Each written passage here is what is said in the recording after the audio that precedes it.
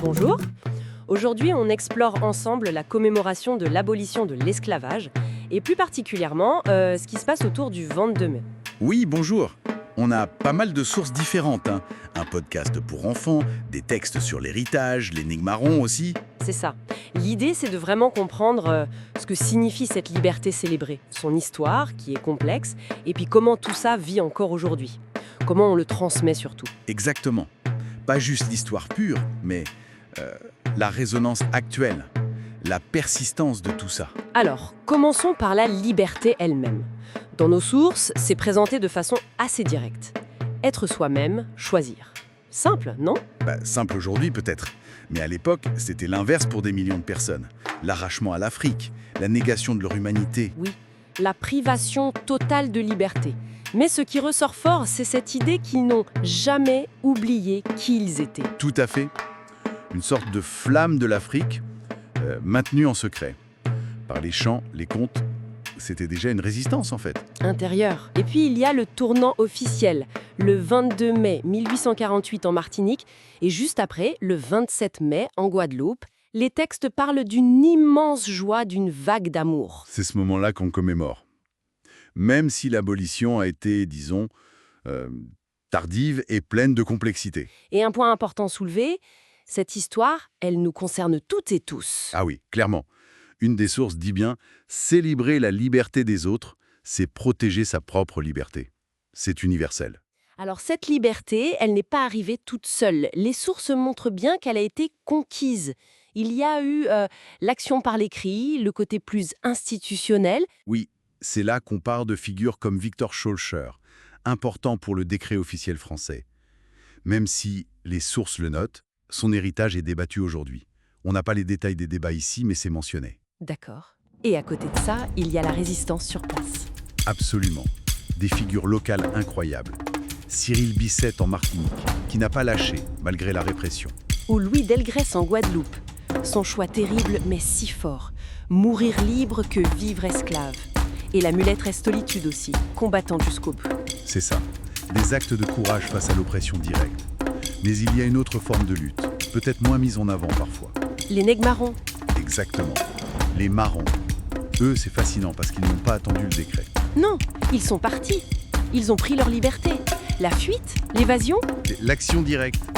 On a des noms comme Cudjoe en Jamaïque, Grandman Bonny au Suriname, Macandal en Haïti. Ils connaissaient la nature, menaient une sorte de guérilla, et surtout, ils étaient unis. Ils ont créé des sociétés libres, cachées.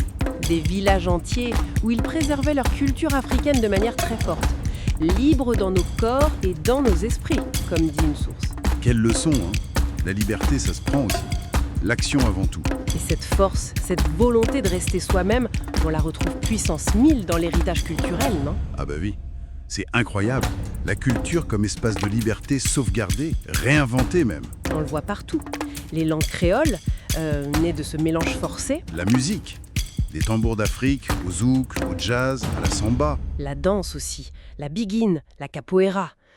La mémoire qui passe par le corps. Goûts de l'Afrique qui sont restés. Même les croyances se sont adaptées, comme Mami Wata, devenue Mamandio. C'est la preuve vivante de cette résilience, en fait. Tous ces trésors. Tout à fait. Alors, la question qui vient après, c'est pourquoi insister autant sur la transmission aujourd'hui ?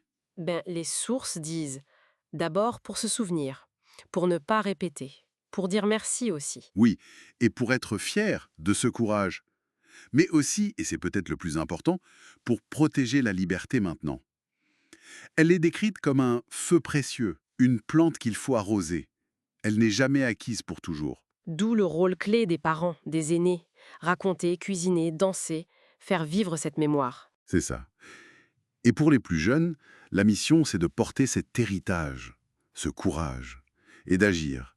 Respecter les autres, dire non à l'injustice, construire un monde meilleur. Donc, pour résumer un peu tout ça, cette commémoration, elle nous rappelle que la liberté a été gagnée de plein de façons différentes. Oui, par la loi, par la résistance sur place et par l'audace incroyable des Nègres-Marrons qui se sont évadés.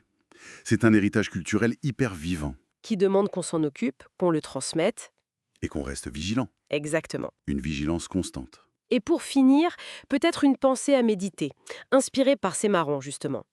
Comment cet acte de prendre sa liberté sans attendre la permission peut nous inspirer aujourd'hui? Comment agir concrètement pour la justice, pour la liberté, là où elles sont menacées, sans forcément attendre un signal officiel?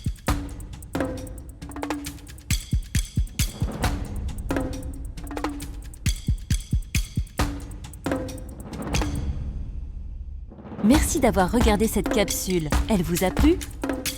N'hésitez pas à partager vos impressions, vos commentaires ou vos idées, ici ou avec vos proches.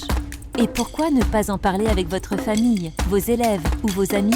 Chaque histoire de Cora est une invitation à rêver, réfléchir et transmettre. Abonnez-vous pour ne rien manquer des prochains podcasts, contes et aventures magiques. Et comme on dit chez nous, un conte partagé est une lumière allumée dans un autre cœur. À très vite pour de nouvelles aventures avec les contes et aventures de Cora.